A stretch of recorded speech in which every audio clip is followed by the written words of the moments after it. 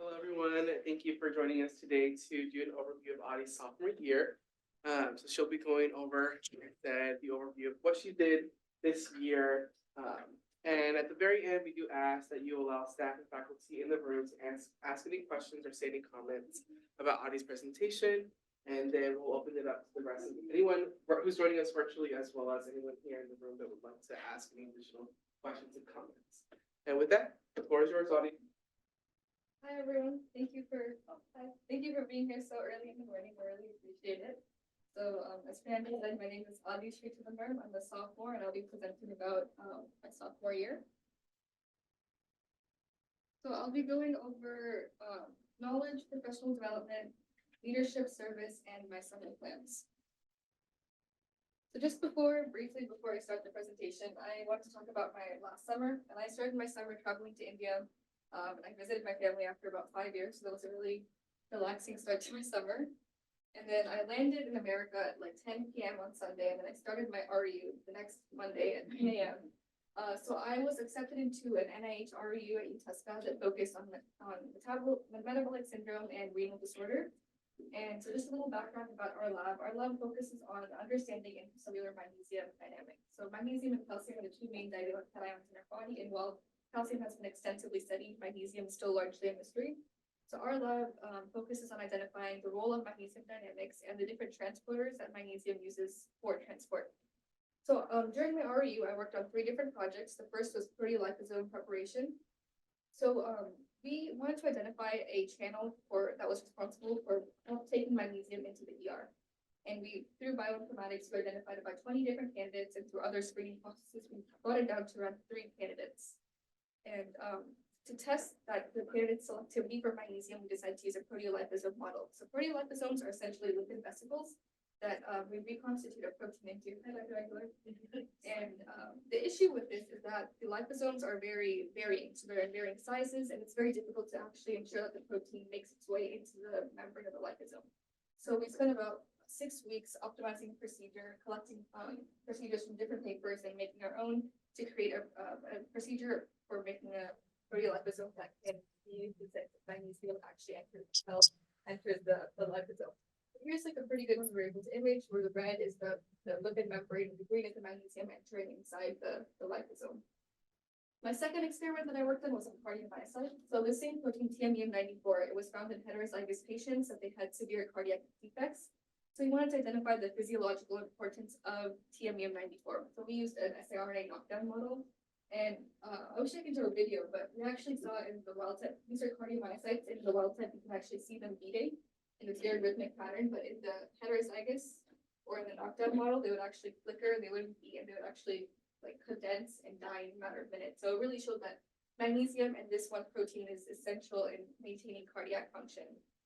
And my third project, I collaborated with another lab at UTESCA, and we focused on identifying. We put at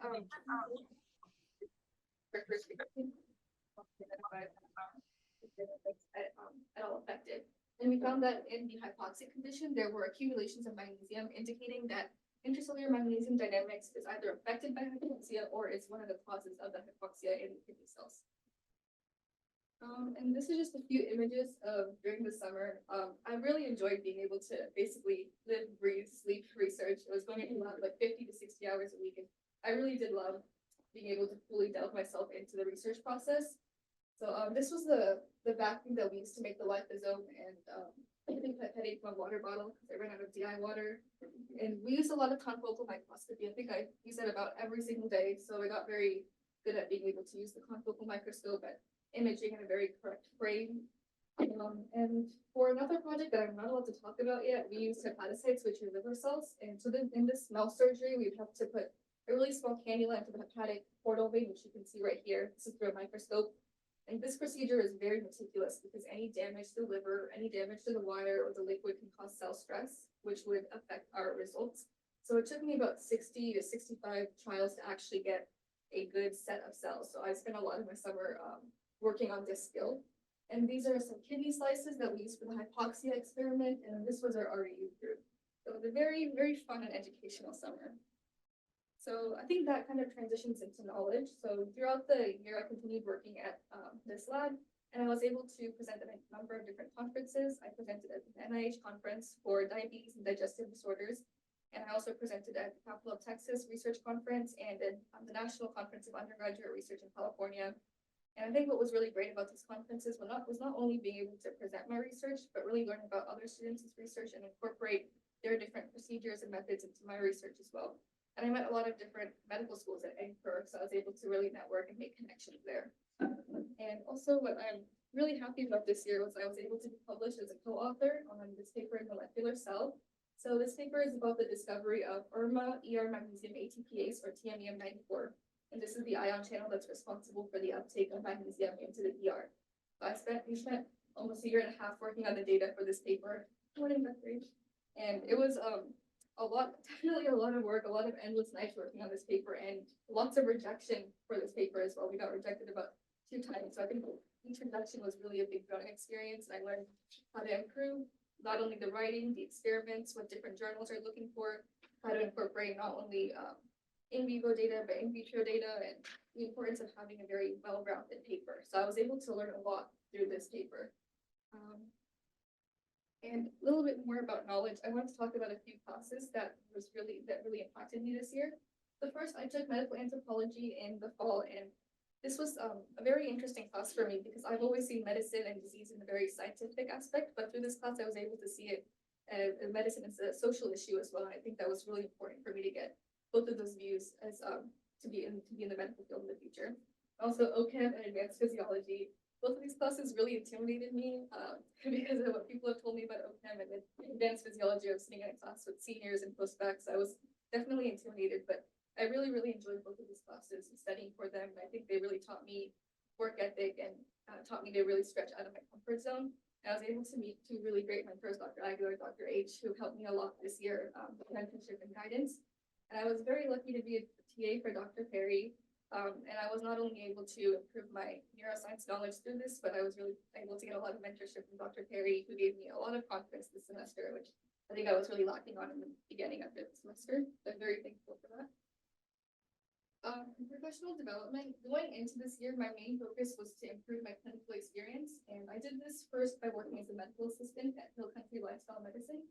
So this clinic focuses mainly on metabolic syndrome. So this was very interesting for me to see something I've been researching in the lab for so long, but actually see it in society. And so I was able to learn how to chart, talk to insurances, intake patients. I did a lot of EKGs, and also I learned how to do IVs for patients with different vitamin deficiencies. And one really important aspect about this clinic was I learned how to take into importance a person's racial and ethnic background. So when the doctors in this clinic would treat a patient, they would take into consideration their ethnic lifestyle, their diet, and how they can adjust that and work with that to change their lifestyle, along with add medications to together treat patients with different metabolic issues. And while I was working at this clinic, I met this one patient who I was doing an EKG for, and we were briefly discussing my goals. I told him I was interested in pediatric neurology. Well, he happened to be the chief of the Children's Hospital in San Antonio. And through that, he connected me with Dr. Melissa Sabota, who is the chief of pediatric neurology at Children's Hospital. And over winter break, I was able to shadow her and her entire team. So I've always known I was interested in pediatric neurology because of different personal experiences. But really going into the field showed me that this is definitely the field I want to go to. And I was able to shadow almost every single aspect of pediatric neurology. So that ranged from neurodevelopment, epilepsy, neuromuscular, general neurology, and even neurosurgery. I was able to see some surgeries as well, which was really amazing. And it really taught me that I want to go into neurology for sure. And this is definitely the field I want to go into. And after my time as an observer ended, I ended up transitioning as a medical assistant for the neurosurgery clinic and as a scribe for the neurology clinic. So in the neurosurgery clinic, I learned how to do shunt adjustments. So many of the patients who come to the neurosurgery clinic, they've had shunt placements because they have hydrocephalus, so they drain their CSF into their peritoneum. And the shunt has this magnetic valve that is responsible for adjusting how much of the fluid is being drained. And if too much or too less fluid is being drained, it can cause a hemorrhage in the brain, so that's not good. But the problem is the shunt is magnetic, so anytime they get an MRI, the setting changes, and so they have to come in to get it adjusted. So I learned how to non-invasively from their school adjust their shunt using a series of electrodes and magnets. And it was really great being able to work with small kids from 6 months to 18 years old. They were all very adorable. They're really great to get to know. And as a scribe, I worked with Dr. Gustavo Charia, who's an epileptologist, and I learned so much about epilepsy, from the different forms of epilepsy, the medications that are used, the pathways of the medications. I learned so much information. And I also learned how to really communicate with patients and make a relationship with them. One of the things that Dr. Charia does is he'll ask them a personal fact and he'll actually write that down in their chart. So one patient had a Lego project, so he wrote on their chart, of course, all the medical information, but at the end he wrote, ask about Lego project next visit. And he did ask about that next visit, and it really builds that relationship, and I want to take that with me into my medical career. And this is just a small list of all the disorders that I had seen and learned about at the neurology clinic. And I truly did learn so much. I think from the get-go, I really knew that this is definitely the field I want to go into. And just one the situation I want to talk about was with SMA, spinal muscular atrophy, which is a disorder where the muscles of children start to degrade and end up dying at the age of 2. But Dr. Svoboda, she's one of the few people in the world that do this new treatment where they actually have an adenovirus, where they transfect the gene that was missing in the patient with SMA. And I had previously worked in gene editing therapy, so it was really eye-opening for me to see a treatment that was so similar to something I had done research to, but actually see it on the bedside. And that really instilled in me my drive to do research as well as medicine in the future. So moving on to leadership. So in the fall, I started a dance organization called Natya Mayuri. Audio doesn't work. Anyways, so this was the first classical Indian dance group at UTSA. And I really started this with 2 different aims. One, I wanted to create a medium for dancers of my age to be able to collaborate and be creative. Because in college, Bharatanatyam is a dance that's really ignored in college. So I wanted to create an area for dancers to be able to do that. And we had our first performance at Sidara, which is a national dance competition, actually an international dance competition. We were an exhibition act. We were the only classical act. So it was very nerve-wracking. But it really brought a sense of pride in all of us that we were representing classical dance in a medium that did not have any classical dance at the time. And my second goal was to show Indian classical dance to an audience that had never seen it before. So to the UTSA audience, many people hadn't seen it before. And so in the fall, we were able to actually organize a workshop with Dr. Rama Vaidyanathan, who is one of the top Bharatanatyam dancers in India. She was touring in America, and I was able to actually call her to UTSA to do a workshop for the modern dance class. These are students who had never even seen Bharatanatyam, but they came with such interest and they learned. And she performed at the UTSA downtown campus and really showed our community what Bharatanatyam is, and that's something I continue to do with our dance group as well. And we actually performed this Saturday to around 300 people right here. And just on a tangent of dance, I was also able to do a lot of solo performances and choreographies. I think one of the great things was people had actually started recognizing me for my choreography. So this Saturday when we performed, 3 people came up to me afterwards and asked me, hey, can you choreograph something for me? So I think not only am I able to really lead a group and be able to spread Bharatanatyam, but I'm also able to build myself up as a dancer through this organization. And I was also an officer for Project Sunshine, where Project Sunshine is a nonprofit where we focus on the pediatric sector of the hospital and bring the power of play to patients. So I was in charge of organizing socials and fundraising events. And our main goal this year was to really grow our organization because we had around 10, 15 people last year, but we wanted to really grow it. And I think we were very successful in that. This was the first social that I had organized, and we had about 50 people show up to that social. There's Colin right there. And this was our first meeting, which again had so many people, and we really grew our organization. I also started the initiative of having speaker events. This was our very first speaker who came. I think that also helped to bring more people to our organization. And we, for the first time, started hospital volunteering. So we had members go into University Hospital and volunteer with our child life sector. And for service, I continued to volunteer at Corazon Clinic with people like Colin. And I've always loved volunteering at Corazon. I love being able to really have that long-term relationship with the patients and being able to really understand. Again, many of the patients have metabolic syndrome, so it's very interesting to see that in bedside and in bedside. And I also volunteered at the children's hospitals. Not only did I do scribing and MA, but I also volunteered with the children who are in the 24-hour EEG. So they're basically hooked up onto their bed all day. So I would just do activities with them, try to ease them and distract them from their treatment. And with Project Sunshine, again, we had hospital volunteering. We also had card making and sending Sunshine, where we would pack activity kits and send them out to different hospitals throughout the US. And we sent out kits to about 14 hospitals, and we packed about 800 kits. That was a very big goal for us this year. And I also worked with Mathrubhumi, which is a nonprofit that focuses on bringing education to rural areas in India. And so I had been working with them in high school, but I started this fundraising more this year. And our main goal was to fundraise to get textbooks to the kids. So we put them with their textbooks. We were very excited to get them. And we have textbooks in Telugu and in English, so we can start having, like, by learning English, it increases their opportunity of job prospects later on. And right now we're fundraising to have a school pharmacy, just have medications on hand for them whenever they needed medications, just as simple as multivitamins, but also like ibuprofen and things that we take for granted that these kids don't really have access to. And my summer plan. So first, I will be studying abroad. I'll be going to Vietnam, Thailand, and Cambodia, and I'll be learning about integrated healthcare in Southeast Asia and how they combine traditional medicine with Western medicine, and as a whole are able to treat a patient with both aspects in mind. And that's something that I've been interested in for a long time, and I want to carry that on in my medical career. Then I'll be, since India's right here, I'm just gonna travel to India. And then I'm gonna be volunteering in an OBGYN clinic in a rural area that's near where I'm from. So I'm very excited to see that aspect as well. And I'll be coming back to the US and continuing to strive and do research and study for the MCAT. Yay. Thank you. I think one thing I wanted to say was, when I think about my sophomore year, a lot of it has to do with like memories I made with my fellow top scholars. So I'm very thankful for their support and friendship. Thank you.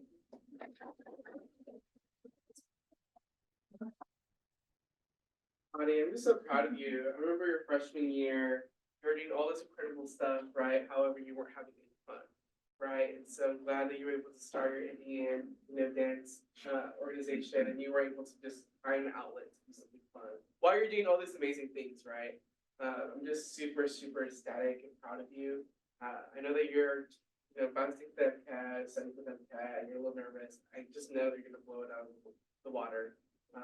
So I'm super, super proud of you. I'm super excited to hear about your study abroad. I'm sure you're gonna have a great experience. You're gonna learn so much. They're gonna therefore use when you become a doctor, right? And so I'm super, super proud of you. I was thinking the same thing when you started talking about your last summer, you were in the lab 50, 60 hours. I'm like, does she have any fun? And then you got to the dance and I was like, yay. So make sure you continue to incorporate the fun as well. I wouldn't want you to get burned out before you're 22. So good job. Appreciate you. So I was asking, I was a sophomore. Wow, so this is really impressive, and I will say it's also very inspirational. And I don't know if you realize that when you're giving this presentation, how inspirational it is, because within the moment, 30 minutes that you're presenting, I had about 5 different ideas that I could use to incorporate into one of my classes when it comes to communication. I'm kind of at a default now at this point when I see students give presentations, because I'm teaching this class, I kind of critique the presentations, and your presentation was almost flawless. And with that, it makes me want to give students more of the kind of experiences that you have, especially as a sophomore. The fact that you're able to do all of this, we have students that are juniors and seniors who haven't had these type of experiences. So kudos to you. And I also wanted to say thank you so much for talking about your quote unquote rejections when it came to your paper submissions. Because a lot of times people always talk about we got published, but they don't talk about how many times that they have to have it submitted. And not only that, talk about the growth and what they have to learn from those rejections. Because anybody who does research realizes that there's going to be a lot of that in the career. In order to be successful in that career, you have to know how to, 1, deal with that, but 2, grow from that, which you've already learned how to do, which is amazing. And just to piggyback on what Dr. Aguilar was saying, yes, absolutely impressive that, this little girl, once upon a time, came her freshman year, and she signed up for a very difficult interview with medical professional that's working in the industry now. And, I was a little reluctant, thinking she's just a freshman. She hasn't taken any classes here. Yep, she's a top scholar, but I'm a little nervous for her, and I know you don't want me to disclose this, but I'm gonna do it anyway.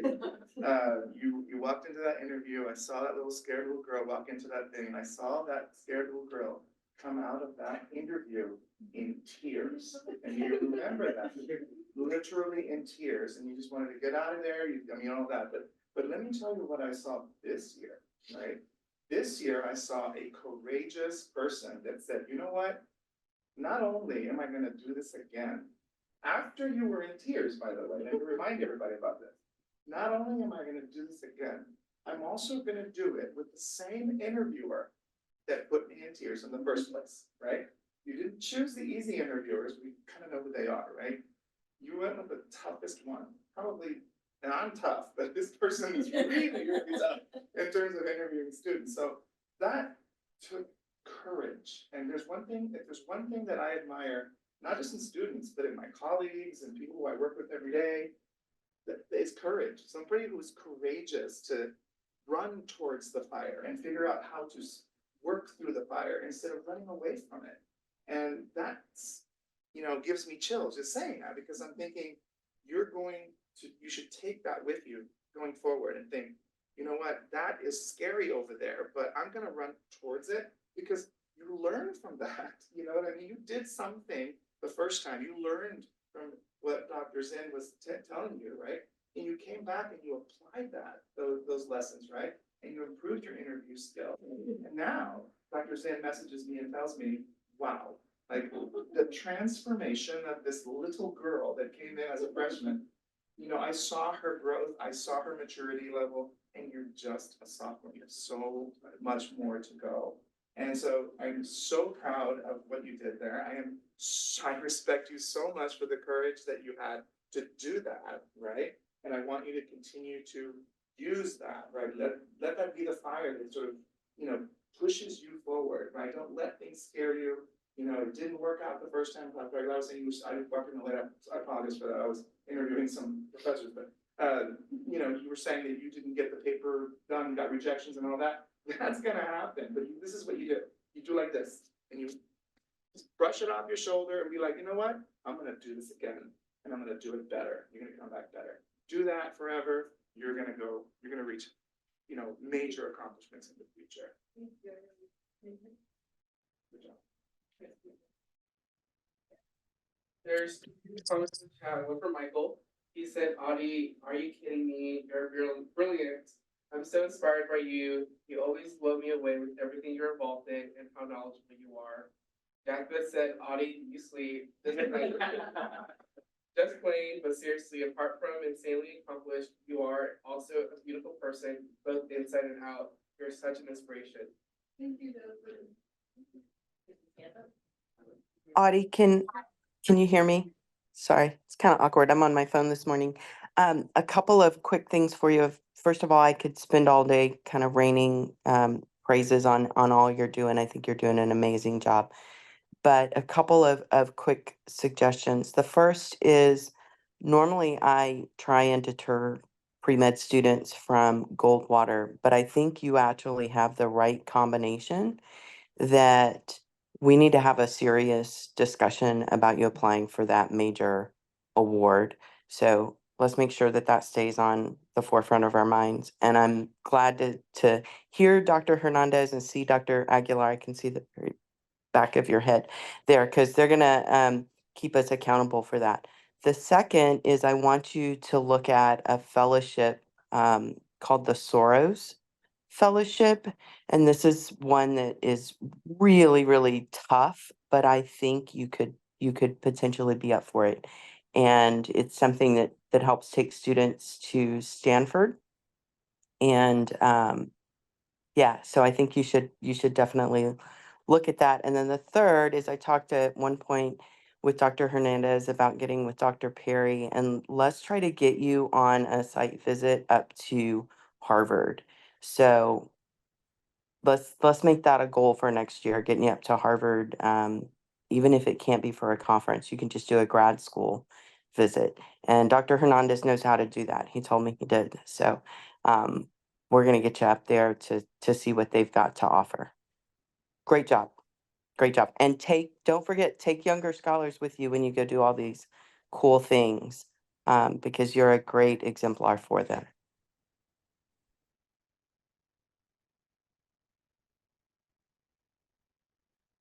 Whoever else wants to say anything?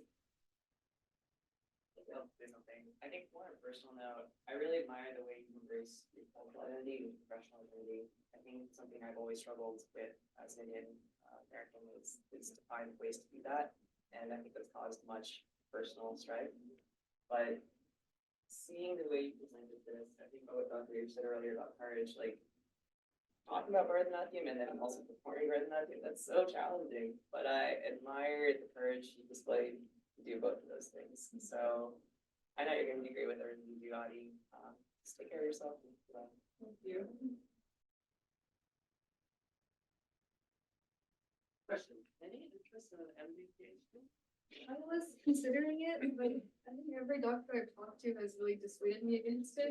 But I think I was interested in my freshman year. That was my goal my freshman year, but I think it changed a little this year. But I mean, I'm open to definitely discuss that with you, Dr. Regular. Yeah, let me know.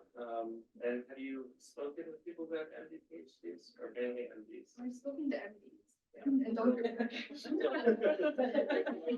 If you ever want another perspective, I can put you in contact with some MD PhDs, so that at least you can get a balanced perspective. Yeah, I would actually really be open to that. I was considering it a lot my freshman year, I don't remember that probably, but I think like this semester, a lot of people told me to kind of shy away from that. So that's why I changed my thought. But I mean, I would love to do that. I love research, so I would love to do an MD PhD as well. And just to follow up what Dr. Villar was saying, like, remember, do whatever you want to do, right? Because to be fair here, everybody knows I'm very open and transparent and frank about things, right? You ask physicians, and I have a plethora of them I speak with all the time. You ask them, do you want somebody like you to go to med school? And they'll dissuade you from going altogether, right? So they have their reasons for that, right? Any career, there's always ups and downs, and there's good things and bad things. But I want you to always think about what would Adi do, right? What is good for you? What is your passion? And even though you're getting some ideas from others in the profession, doesn't mean that you have to, not do whatever you want to do, right? So I encourage you to at least explore that possibility, right? And certainly I can also help you. We have an MD PhD in our department, so we could totally hook you up with him to discuss that. Thank you so much.